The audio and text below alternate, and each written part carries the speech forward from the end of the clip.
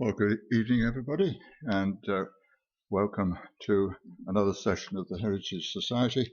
And also I'd like to welcome any members of the Civil Division here, and indeed any visitors.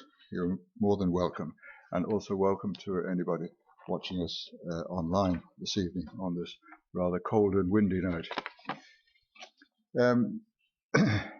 First of all, for those in the hall, I'd just draw your attention to the emergency exits. It's the door you came in and also the door on the right-hand side of the lecture room. Now, a special welcome, in fact, this evening to our speaker, Dr. Richard Butler, who is a lecturer in the historic built environment in the Centre for Urban History at the University of Leicester. The University of Leicester, as some of you have been aware over the years, have been quite involved in teaching courses, extramural courses and so on, and diploma courses in conservation and so on. So I was going to say he's in the right place anyway. He's been with the University of Leicester for about 5 years, he tells me. But he is a native of Bantry. We won't hold that against him. Initially studied modules in civil engineering at the University of Cambridge before embarking on a career as a historian of Irish architecture and engineering. And he's published widely on 19th century and 20th century topics. And the title of his lecture this evening, which nearly requires a whole book to contain it, but it says, "The Unbuilt Engineering of the Transatlantic Steamship and Railway Route via Belmullet, County Mayo, 1820 to 1920. His lecture, I gather, will focus on the unbuilt engineering of a railway from Dublin to Belmullet and the development of that town as a transatlantic steamship harbour.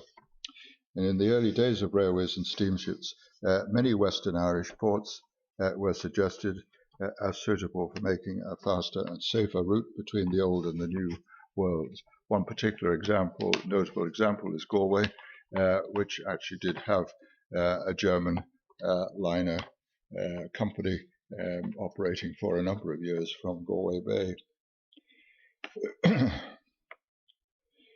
But this was really to connect Britain and North America via what would now be called an Irish land bridge. Although Belmullet never achieved this status, it was the focus of sustained attention from engineers, hydrographers, and government commissions from the 1830s until the coming of Irish independence. So I now have much pleasure in inviting Dr. Butler to present his lecture. Richard.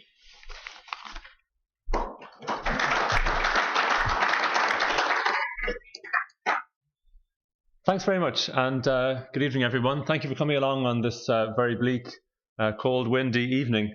And thanks so much to Ron and to Dermot, who I've known for many years, and Dermot for inviting me to give this lecture this evening to the Heritage Society of Engineers Ireland. As Ron mentioned, I trained first as a structural engineer, I suppose, and then I moved quickly on to history of architecture, history of engineering, and then the conservation of historic buildings. I'm now based at Leicester University, and I certainly won't claim to have worked as an engineer. I did a little bit of work in my summers and vacations for the oil terminal on Whiddy Island in Bantry Bay, so I'm very interested in that particular side of engineering. But anyway, this evening's lecture is based on a chapter that I've written for a book of essays which will be coming out in about a year's time, and that book is called Dreams of the Future in 19th Century Ireland. And this is the latest in a series of articles that I've written about early Irish railway engineering. So I'll start right off with it. In the book British America, published in 1832 and widely read here in Ireland, the Scottish writer John MacGregor offered some tantalising remarks on what he termed intercolonial and transatlantic steam navigation. Reflecting on his experience of somewhat stormy journeys back and forth in what he termed abrupt and dangerous seas, he dreamed that a future steam packet route might make that route safer and faster in the future. he saw the North Atlantic as a kind of a strategic maritime axis for the British Empire, then of course rebounding in strength after the loss of the American colonies. He believed steamships would transform the relationship between the people on the two shores of the Atlantic. He argued, for example, that steam, he said, is the mighty giant that Great Britain can send forth to bring her possessions in North America within half the distance, morally speaking, he said, that they are now to Europe. But MacGregor was unsure about what role, if any, Ireland would play in this particular new network. He was aware, for example, of the failed enterprise from 1825 that would have established Valente Harbour in Kerry as a transatlantic packet station. He thought, to be fair, that in future steamships would probably need to leave from ports bigger than any Irish port, so places like Liverpool in practice, to make direct sailings to America for that to be a profitable route. But in some ways, he's also, in these early years, thinking about steamships to travel the sea, of course, but he's thinking about land transport, really horses, maybe canals. He's writing before railway engineering really transformed the idea of travelling by land. He's writing here in the early 1830s. Within a few years of the book coming out, the prospect of steam locomotives moving across England and Wales, then a steamship, then railway again across Ireland, and then a ship across the Atlantic became a much more feasible idea. And to use, I suppose, the language of now, that would, as Ron said, make Ireland a kind of land bridge between the old and the new worlds. Here is a map, for example, from the 1830s showing the shortest distances and lines of latitude across the Atlantic. At one end, Britain and Ireland. At the other end, Newfoundland and bits of Nova Scotia. The route, at the time, people argued, would cut substantial time off the journey from London to St. John's, or London to Halifax, or Boston, or New York, going across England, Wales, the Irish Sea, Ireland, and then across the Atlantic.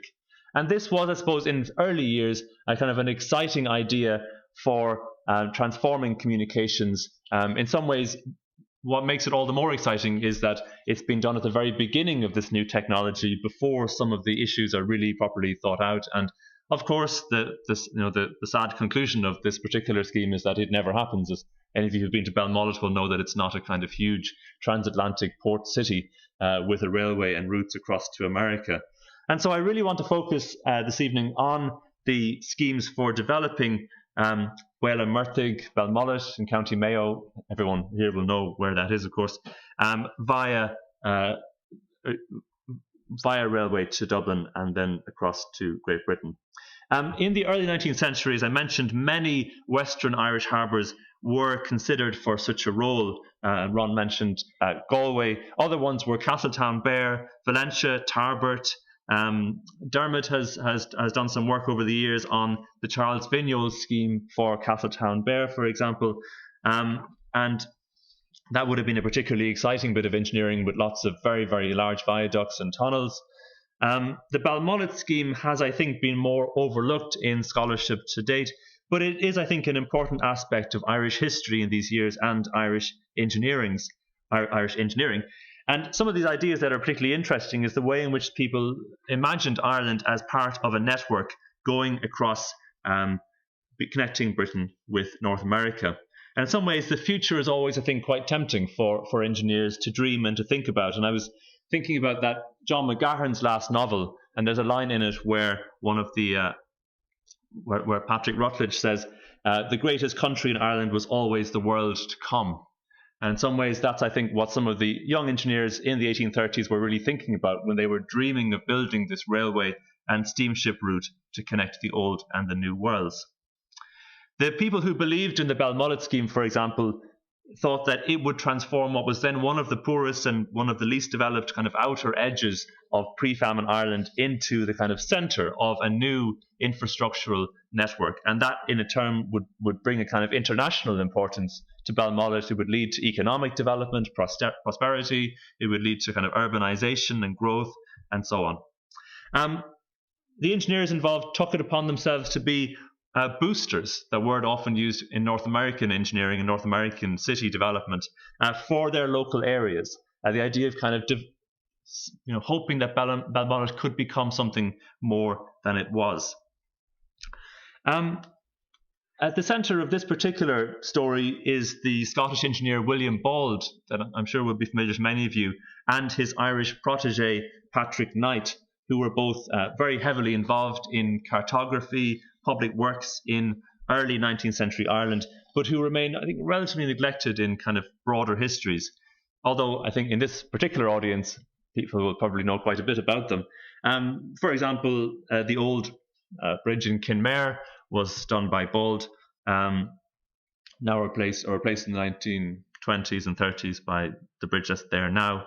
And this was, of course, a great generation of young engineers, many famous names: Alexander Nimmo, Richard Griffith, who've been written about in recent years by Noel Wilkins, Kathleen Villiers, Tuttle, and many other historians and writers. So, in this lecture, I'm interested in thinking about what might have happened to Belmullet had the railway line actually been built there. And in some ways, to think of parallels of this time period, one that we could think about is Clifton in Galway. Here is a somewhat fuzzy 6-inch Ordnance Survey map of Clifton. Belmullet, along with Clifton, stand out as planned early 19th century coastal market towns that in some ways grow out of having new road access to larger urban centres. So roads from Galway out to Clifton and roads from Castlebar, Westport, Ballina, eventually making their way out to Belmullet. William Henry Carter, who was the chief landlord of Belmullet, he laid out a grid of streets, a square, and a quay in that part of West Mayo from the early 1820s onwards. He believed that the town of Belmullet would be ideally suited to become a kind of a major settlement, and he located it, as many of you I'm sure will know, at the narrowest point of that isthmus of land connecting the mainland of Mayo with the Black Sod Peninsula. Samuel Lewis, who was writing in 1837, commented about what was then the new town of Belmullet by saying, "It is a rapidly improving town. The surrounding district 20 years ago was scarcely accessible, but since then, by the construction of these roads, by Nimmo, Knight and Bald, the whole barony has been thrown open, and a great improvement has taken place in the farming of the district and the commerce of the port of Belmullet. The town," he said, "owes its origin to the establishment of the headquarters of the commander of the Coast Guard there in 1822. It's uniformly built 117 houses and has a postal service to Ballina." So this is the very early years of Belmullet.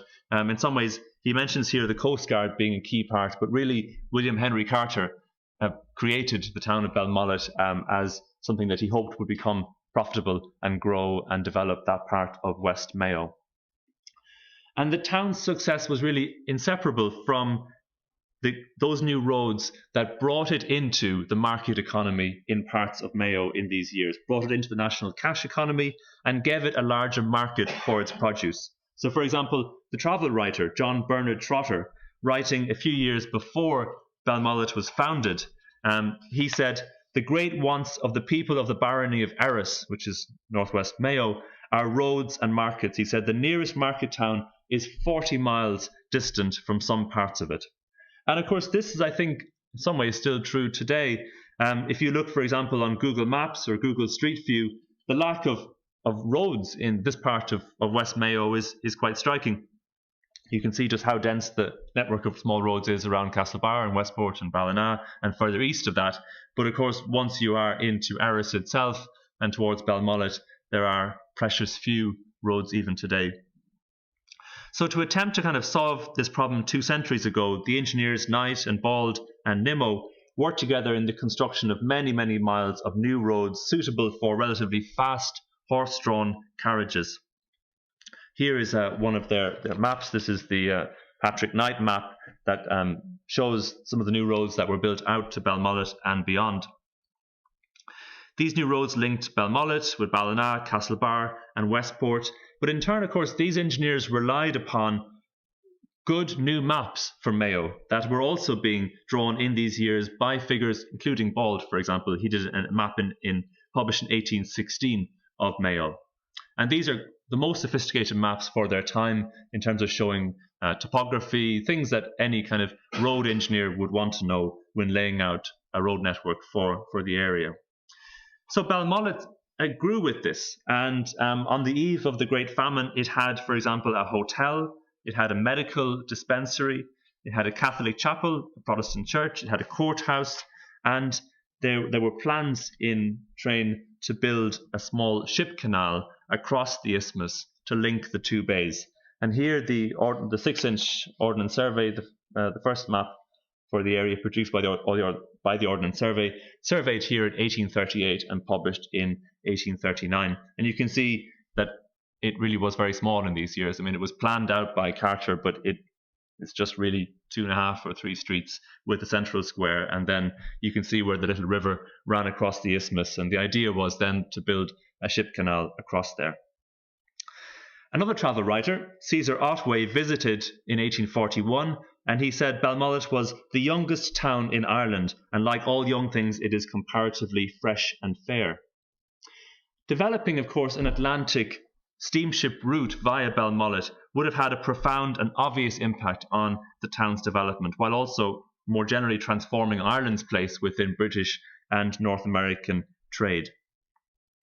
For example, in the pages of the New York Courier and Inquirer in December 1834, there was some dreaming going on about what Ireland might become if it played a role in communication between the old and the new worlds. The newspaper said, Ireland would become of necessity the thoroughfare between the two hemispheres, and the occupation of the public mind in such an enterprise and the constantly increasing fruits of its progress would do more to pacify the fearful dissensions of the people and ameliorate their most lamentable condition than any legislation of even the best disposed parliament.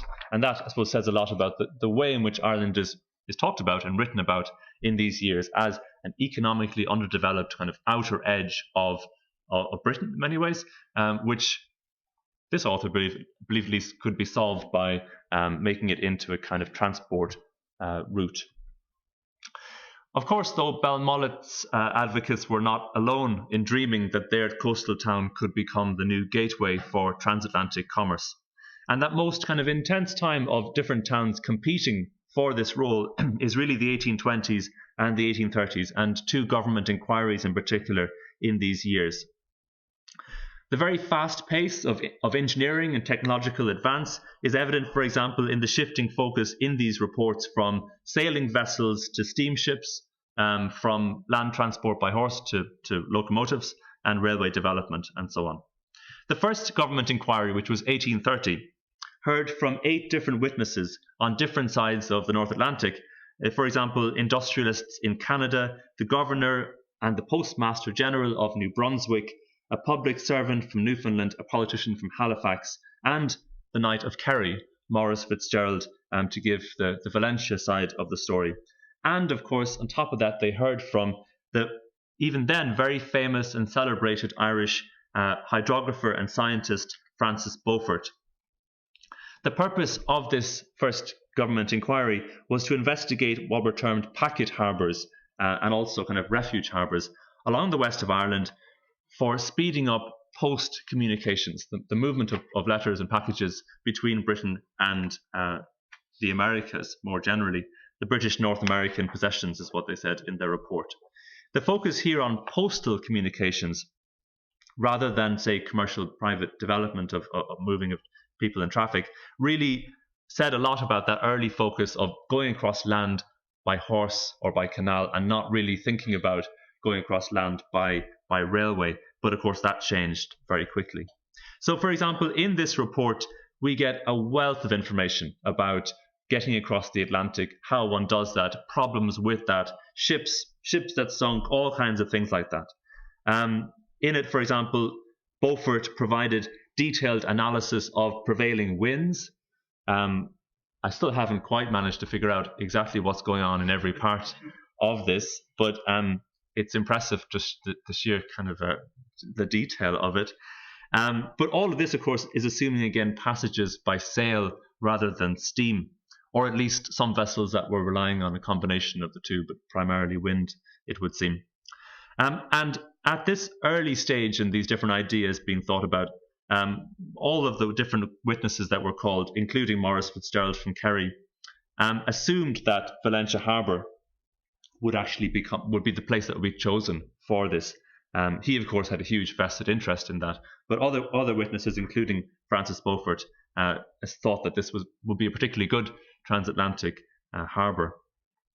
Howard Douglas, for example, from New Brunswick, thought that Valentia would be an important point of departure and arrival, and Beaufort calculated longitudinal distances and so on to show the shortest journey across the Atlantic.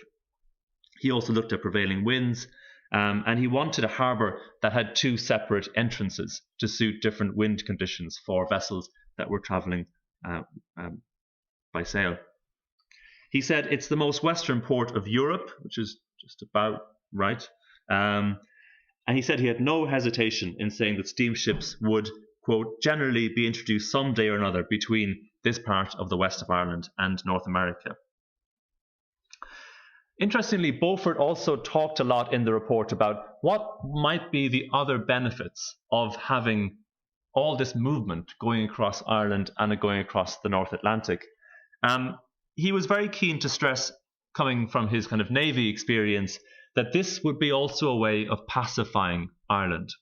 So having a route across Ireland from Wales and then across would mean you'd have lots of regular movements of troops back and forth, going to the Caribbean as well as to other parts of North America.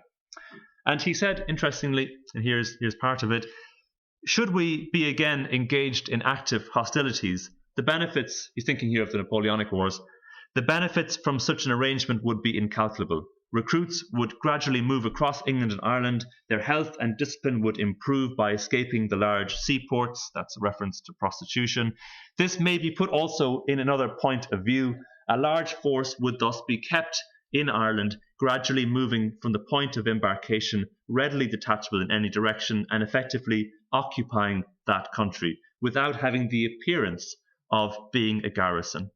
Whatever shortens the journey of a packet must proportionally diminish the period of her exposure to the enemy's cruisers, and the further the pack station is removed from the enemy's ports, the less the chance of his cruisers venturing into its neighbourhood. So you can see here there's lots of things going on. It's not just about moving people and goods and postal services across the Atlantic and about maybe developing Ireland or developing Belmullet, but it's also about these kind of broader geopolitical ideas of British statecraft in the North Atlantic in these years. And through all of this, Valentia really maintained that preeminent position to become the transatlantic port, definitely until the mid-1830s. This reflected Maurice Fitzgerald's early advocacy for the scheme, and as I mentioned, he had kind of been the first to go with this scheme from the mid-1820s that failed, but would have seen Valentia developed as a transatlantic port. But really then the coming of railways to Ireland, with of course the Dublin and Kingston, now Dún Laoghaire, opening in 1834, only strengthened Fitzgerald's case for using Ireland as a land bridge, and he included in his revised plans a network of railways across Wales to Dublin, from Dún Laoghaire to Dublin, Dublin to Valentia, and from Valentia across the Atlantic.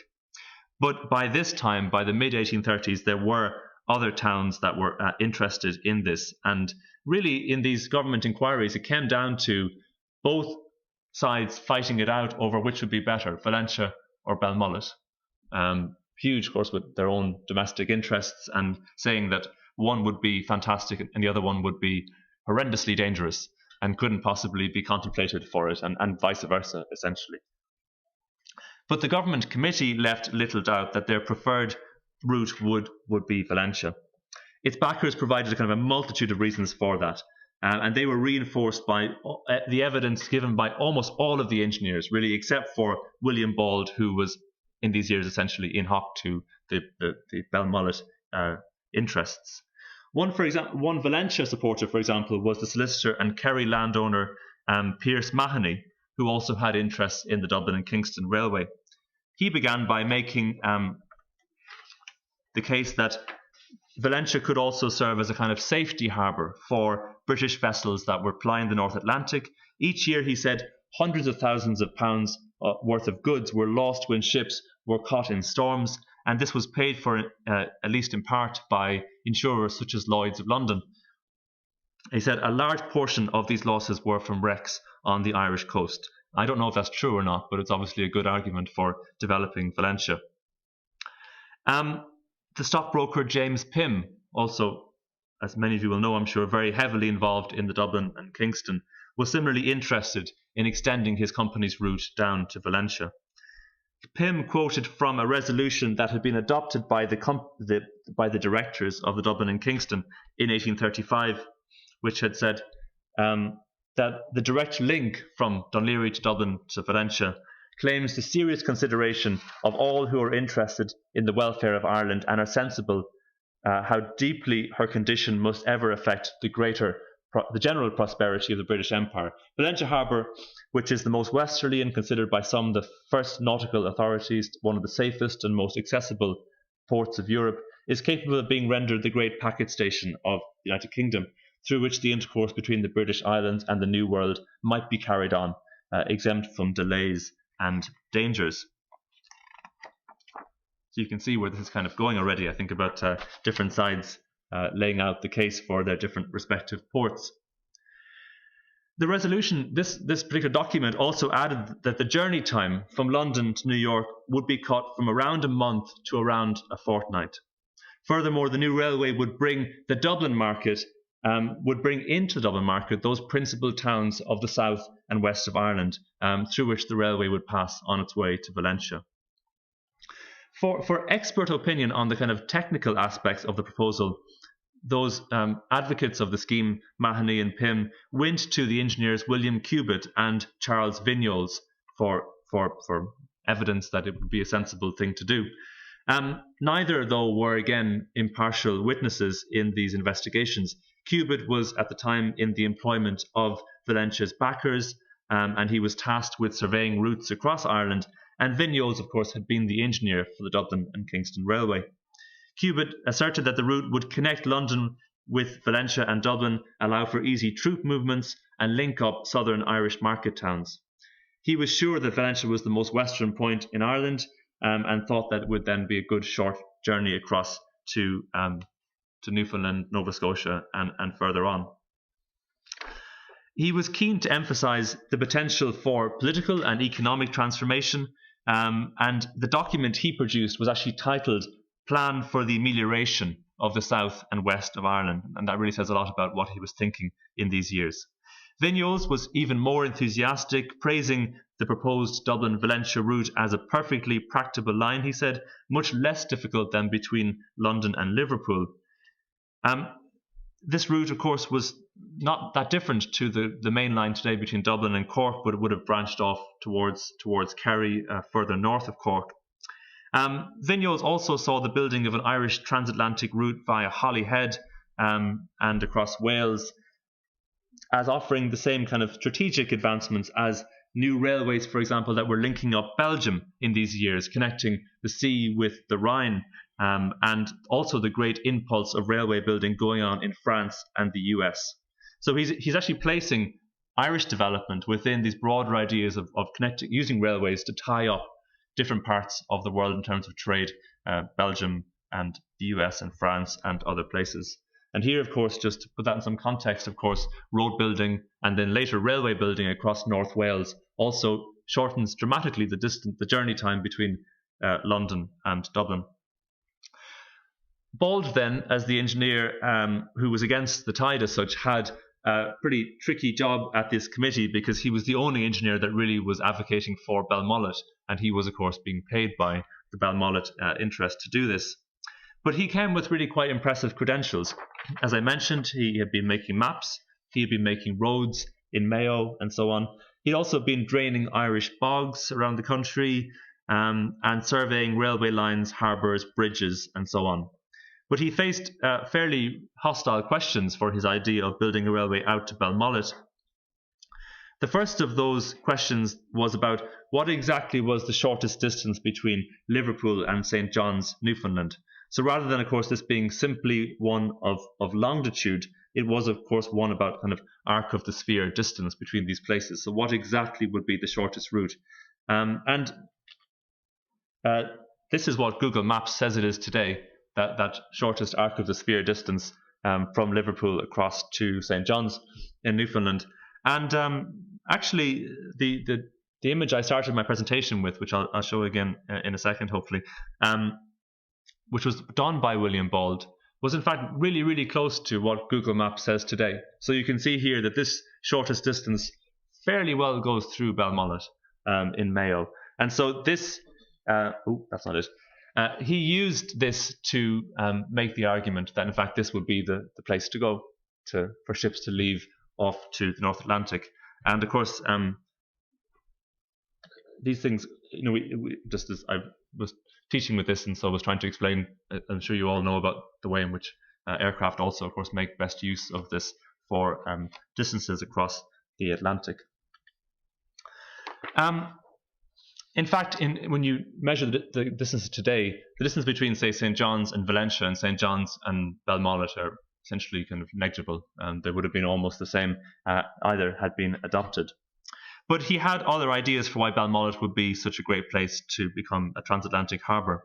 He said the cliffs of nearby Achill Island would serve as a very good guide for mariners coming across the sea, and they could, he said, build a lighthouse on Black Rock Island. Of course, this is the one where people lost their lives in recent years when a helicopter crashed into it. But he, in his time, saw that a lighthouse on Black Rock could be used for navigation on the entrance to Belmullet. The other main argument that he had for developing Belmullet was that a railway from Dublin to Belmullet would have gone through much flatter land than from Dublin to Valentia. And so actually it would have been cheaper to build that railway in practice. It would have been pretty flat across bogs, across the North Midlands, with only hills towards the end that could have been avoided fairly easily, he thought.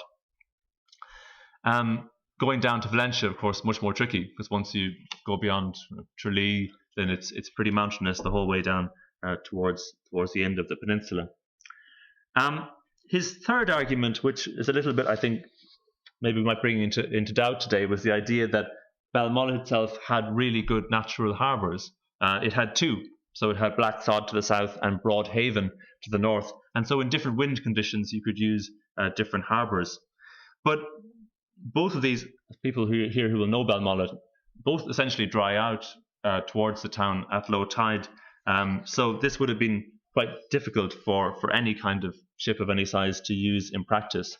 But in some ways, Bald ignored that and said, these are great harbours, and we could dredge them, we could build little canals, we could make a route that was practical for ships to use.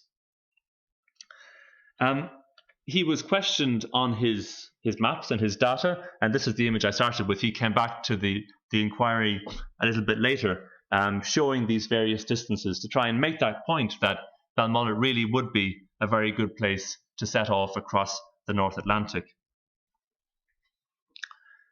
But to some extent, one of the things that hindered Bald in these years was that there weren't very good charts for the Atlantic, for the coast and for the bays and so on. And really what he was working with was the Murdoch-Mackenzie charts from the 1770s, the 1780s. And here it is. This is the Mackenzie map for parts of Mayo, showing depths for Blacksod and Broadhaven, but not anywhere near as detailed as we would now think of for kind of Admiralty charts and so on. And in some ways, he's kind of making it up in these years and hoping that these places will be okay. 10, 15 years later, Francis Beaufort and others are actually doing full detailed surveys for many of these places. But one of the problems that Bald faced with the idea of a railway from Dublin to Belmullet was that it would go through relatively few market towns along the way. So unlike one that went from Dublin down to Valentia, which would go through kind of quite wealthy farming towns, market towns like Tarlis, or might go off towards Kilkenny, close enough to Limerick, lots of places which would have made the railway worth building in any case. On the way up from Dublin to Belmullet, there weren't really all that many towns of any importance that the railway would have gone through. It would have been mostly a railway to Belmullet, rather than benefiting from various towns along the way. Richard Griffith, the engineer, was also called upon to give evidence for this, and he was quite strongly of the opinion that Valentia would really be the best place for it. He said that those two entrances to Valente Harbour, however narrow one of them is in practice, would give it a much great advantage over places even like Galway and Belmullet, where that canal would need to be built to make full use of both of the bays. While Griffith admitted that near to Valentia considerable difficulty would arise from building a railway line through the mountains, he still thought that it was preferable to going up to Galway or Mayo, and the branches, as I mentioned, could link up major cities like Kilkenny, Cork and Limerick. Connacht, he thought, would actually be better served by extending the Grand Canal from Ballinasloe to Galway and maybe even further on. So he in his view, it wasn't really plausible to build railways out to parts of Mayo. There was also another travel writer in these years. Oh, sorry, I'll get to that in a second. And the travel writer, his view was that the distance from Dublin to Blacksod Bay in Belmullet was 152 miles. It would take £3 million to build it. And Blacksod Bay is, he said, good and well sheltered, but difficult for ships to get out in westerly and northerly winds. And the idea of making a canal through the isthmus would solve that, but this travel writer was a bit unclear that this would be a sensible route to follow. And here I've just, again, trying to show that about the kind of broader geography of the two harbours around Belmullet.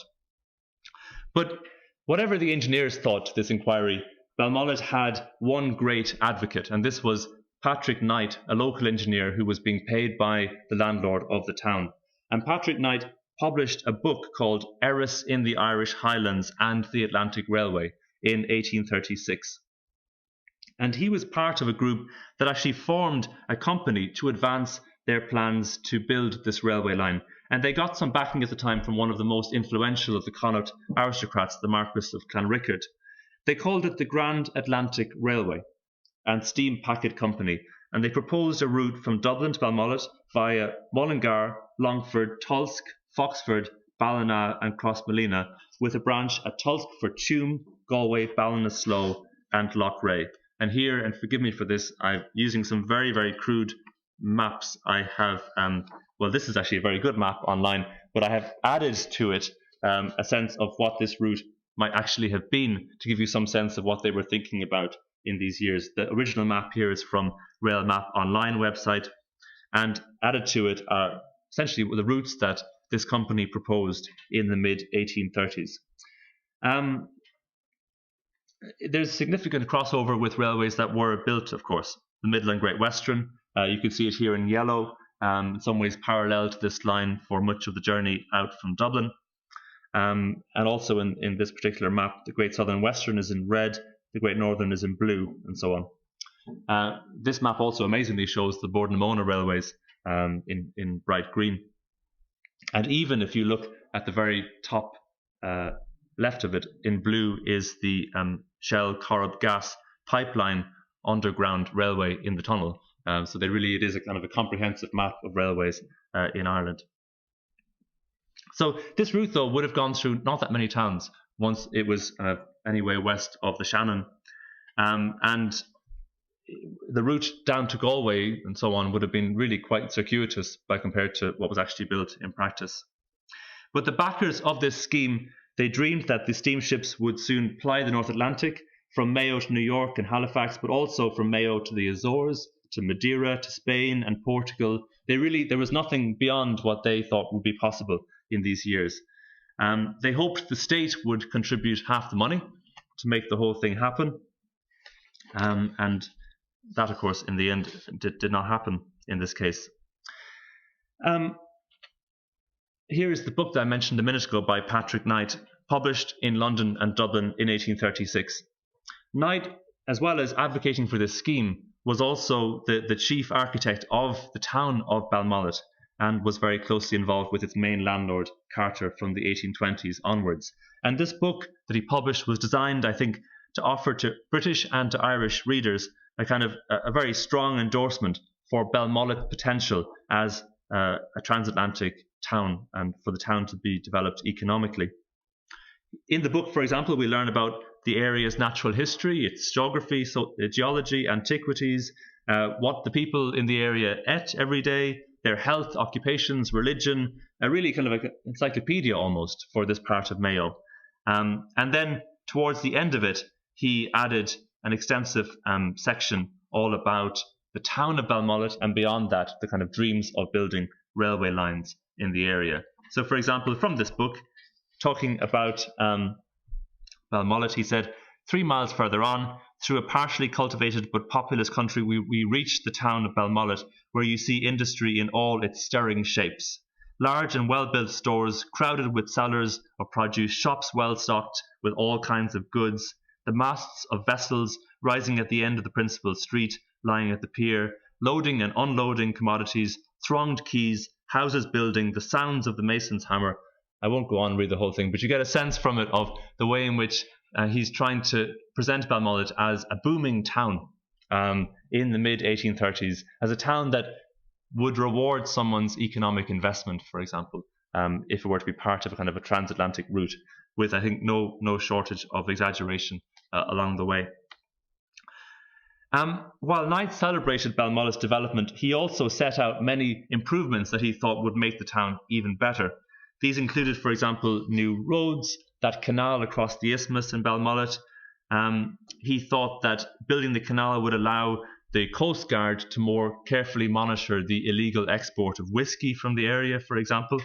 And he also proposed other developments, other canals in West Mayo, which really are kind of really speculative, considering the kind of population of the area, never mind the industry or the lack of industry at the time.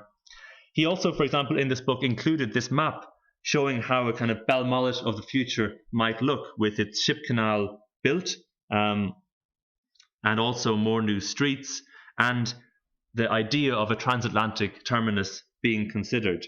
For example, this map, here's a zoomed in version, showed sites for a future Catholic chapel and a future market house. He showed the newer parts of the town in yellow and the older parts in a kind of a light red to the south. He thought that there could be drawbridges across the canal that would allow ships to go through. And he said if the Atlantic Railway was built, the canal and the dredged channel could be extended, along with many new stores and yards, and the town would grow and grow and grow with this new purpose. At the back of this book is a long appendix about why this railway would be a great thing to do. And in it, he has a go at all the other harbours to say why they would be really, really bad choices for transatlantic trade. He said the entrances to Valencia would be far too narrow, lots of rocks, very dangerous in certain wind conditions, the inner harbour too small, and it was not in that direct line from Liverpool, Dublin to Newfoundland. He thought that going through the various mountains would be extremely expensive, and he talked in particular about the western entrance to Valencia. He said, the western entrance shoals to 7 feet. I count 23 rocks, he said, beyond the line of low water and 2 miles in its entrance. Directly in the middle is the harbour rock, to avoid which 4 different sailing marks are given. So in his mind, this was far too dangerous for ships to think about. Galway, he thought, was too exposed to the predominant westerly winds, had little shelter, and was also too far inland to make best use of moving quickly by rail across land before hopping on a ship across the Atlantic. So here's Galway to give you a sense of that. So he's, again, dismissing all of these various options. He even dismisses, for example, the idea of using Westport and developing Clew Bay, all these islands were, he said, far too dangerous for shipping. And so that really left, as he argued, only Belmullet as a place which could be developed for transatlantic traffic. He said there was not a single sunken rock in Belmullet, without a bar of any kind, plenty of sea and tacking room, protection from all weathers. He left little doubt about it. For example, he ended the piece by saying, "It could probably not be equalled in the British Islands. I will not go so far to say that God and nature intended these harbours from the beginning for this purpose of a termination of a railroad. But I will go so far to say confidently that there is not on the west coast of Ireland any harbour so well suited for that purpose." But the publication of this book in the mid-1830s marked in some ways the high water mark for the idea of using Belmullet for transatlantic traffic. And for example, when the Irish Railway Commissioners did their work in the years that followed, they completely overlooked Belmullet and instead had Charles Vignolles survey lines to Cork Harbour, Castletown Bear in red here, Valentia and Tarbert in the Shannon estuary. But even in their report, they said none of these were worth proceeding with. In their view, with increasing speed of steamships, there was no reason not simply to leave England and go straight for North America, rather than going across Wales, the Irish Sea, Ireland, and across. They said at the time, Ireland has little or no traffic with America directly, and the inconvenience of moving and unloading and loading would be far too great. The Irish Railway Commissioners noted, for example, in a footnote in the report, the journey of the SS Great Western in 1838. And really this, in some ways, changed the game on the idea of using Mayo or Valentia for transatlantic traffic. In the end, their conclusion was that if Ireland had to be developed, really Cork Harbour should be the one that's used because it's kind of already set up, and it would make sense to have a railway to Cork City in any case, even if there wasn't so much transatlantic traffic.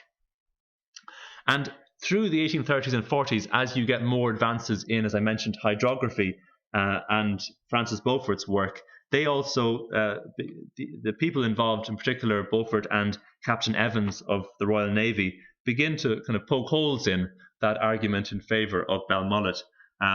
For example, as they think more about it and bring their experience from the Navy to the fore, they say, one ship had great difficulty by the exertions, by the weather, to actually get into Belmullet in bad weather. They said the worst feature of the bay was that there's no safe place for shelter. To the south, if a ship was unable to beat into a strong northerly wind, and they argued, we do not think that Blacksod is at all eligible for a packet station. And they also poured cold water on Clew Bay, Galway, and Valentia.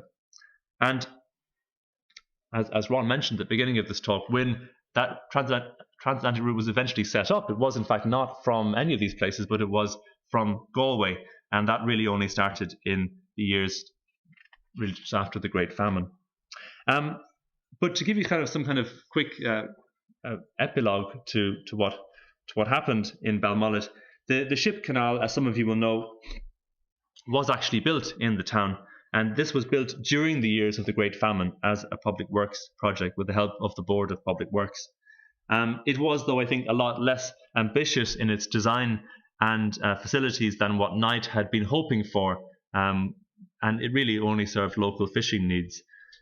It also originally had bridges that raised and went down again, but I think since at least the 1950s that those bridges had been fixed in place. And Belmullet more generally hardly expanded as a town in the years after the Great Famine. For example, it grew just before the famine up to about 1,000 people, and then it fell away. And by the time the state was founded, there were only 560 people living in the town itself.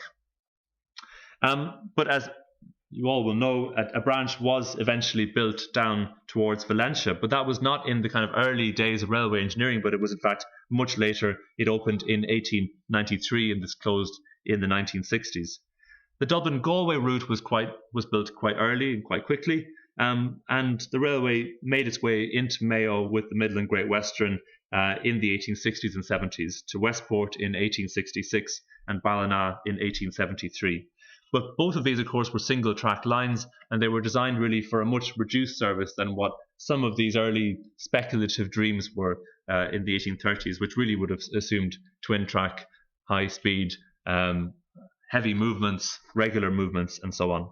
And railways did eventually get out into this part of the world, to go back to this particular map, but really very, very late. So from Ballina north to Killala in 1893, from Westport to Achill Sound in 1895, both closed in the 1930s. And despite various proposals for railway links to Belmullet through the 19th century, none were in fact built.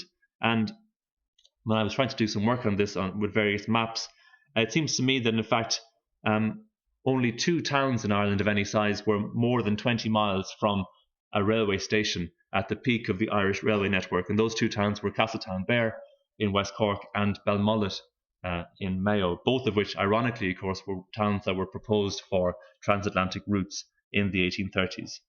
And just in the last 2 or 3 minutes, I wanted just to finish off by saying a few words about a somewhat later scheme for developing Belmullet, which also didn't happen, but for which there are actually some architectural drawings. And this was in 1915, so really, really late compared to what I've been talking about for much of this lecture.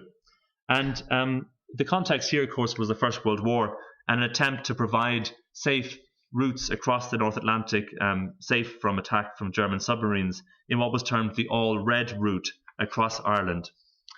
This scheme was called the Blacksod Bay Railway Terminus Station, and had it been built, it would have been of reinforced concrete, and it would have been intended not so much for Belmullet town itself, but for the very end of Blacksod Bay, that just down there. The architects of this scheme, which I'll show you now in a second, were the London architects Edward Barclay Hoare and Montague Wheeler, and they proposed a really huge railway terminus. It would have had 27 bays, for example. It would have been almost 600 feet in length and decorated with porticos in the Greek Doric style of architecture. The whole thing was to have been built on a reef of rock projecting into Blacksod Bay. And inside, they would have built an airy barrel-vaulted hall, which would have given access to waiting and dining rooms, what is termed on the maps an American bar, and also outlets for purchasing tobacco, candles, newspapers, and Irish lace.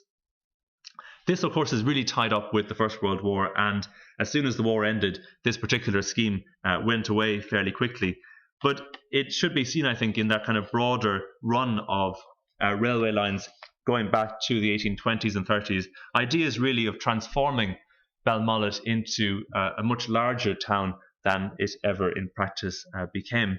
These drawings are in the Building News and Engineering Journal, and there are copies of that in the Architectural Archive on across the road in Marion Square if you're interested in seeing the originals. But yeah, quite an extraordinary scheme that was never built. So I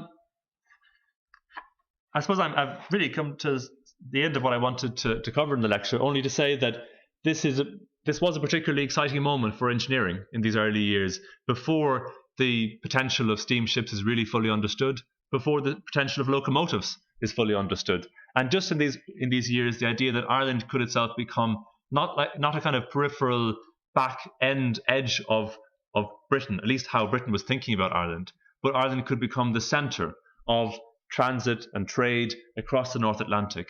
And that term land bridge, which we're all now I think so familiar with, is one that's not actually used in these years, but is really what they're thinking about Ireland. They're thinking that it's a country which is underdeveloped, but through some kind of network like this, it could become something quite important. So I'll stop there. Thanks very much. Well, I'm sure you'd wish me to convey your thanks to Richard for that excellent presentation.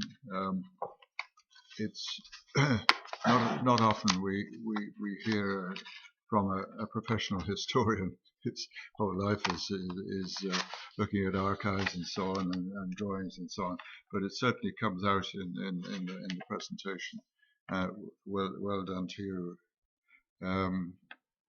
Now, the meeting's open for any questions. So I might just repeat the question. Yeah. So if it had been built and if Belmullet had become the transatlantic harbour, for how long would that have been a kind of economic proposition for the area before technological advance meant that it was uneconomic? I was trying to give some sense in the lecture about that, but even by 1838-39, most experts in nautical affairs have already moved to that position, that it's just going to be easier and faster to leave Liverpool or Southampton and just go straight. And once you start to get steamships that have any kind of reliability for long cross-ocean journeys, it becomes harder and harder to justify doing something like this. So really, these ideas for Valentia and Belmullet are actually coming out of an era of wind, of sailing and of land transport, more than from the time of, say, the SS Great Western onwards, when, unfortunately for Ireland, it becomes easier and faster to run straight. And with the Galway route, which is set up in the early 1850s, correct me if I'm wrong on that. Yeah, 1851. 51. It doesn't really carry British North American traffic, I think. Right? It primarily deals with local traffic. Maybe I'm wrong on that. Well, I think there must have been a definite connection through Dublin, Holyhead and Dublin, to Galway to catch one of the I don't know, the Hansel line or something. It was one of the German liners companies operated for, I think, about 5 or 6 years from Galway Bay. But again, I think they found Galway Bay was rather difficult. And of course, at that time they were steamships, so there shouldn't have been any problem with the wind and that. But Cove, of course, had developed at Cove and Cherbourg and Liverpool. They were the European ports that developed. Just to add one last thing on that, which is there has been some very good academic work done in the last 2 or 3 years on increases in speed of sailing vessels through the late 18th century, early 19th century. Cormac O'Grada in particular has been involved in this work, and through that we can get a very good sense of what was the average speed of a vessel under sail in these years, and how does that then compare with any of these steamships that are proving reliable from the late 1830s onwards. And it's such a dramatic increase in speed. If you at the very beginning of the lecture I showed you that slightly crazy Francis Beaufort's scheme of ships tacking in various conditions, and of course if you compare that to simply a straight line going at 10-12 knots, maybe it's the obvious thing to do, unfortunately for Belmullet. Sorry. Lots of questions. Sorry. Come on, yeah. You what was the primary connection to Canada, or was it primary connection to the likes of Boston? The Great Circle argument. Yeah. Belmullet being smack in the middle of it. Yeah. Just wondering how strong was that argument? Yeah, that's a very good question. So the question is, the connections from Ireland, were they primarily thought through to be what's now Canada, or were they really about Boston, New York, and the US? They're thinking about both, I think. There's a lot of boosters on the Canadian side that are also keen to build railways and routes in Newfoundland, Nova Scotia, and to, in some ways, capture the North Atlantic trade via those places, which again never happens in practice. And St. John's and Halifax become much more peripheral in transatlantic travel. They lose out to Boston and New York quite quickly. But I think in these early years, there's a whole load of different agendas, right? So the British state is thinking about military issues, postal communications, tying together the British Empire as such across the Atlantic. But a bit later on, those American ports, particularly New York, becomes, of course, much more dominant.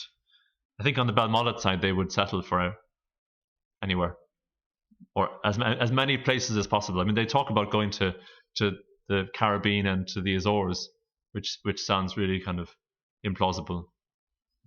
There's a question at the back there. It's interesting to note that up until the 1930s, the transatlantic liners still put off the mails at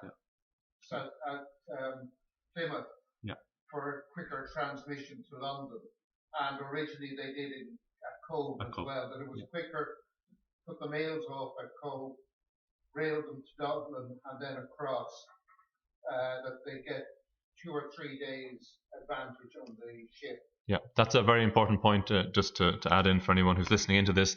As you said, that until it was the 30s, wasn't it?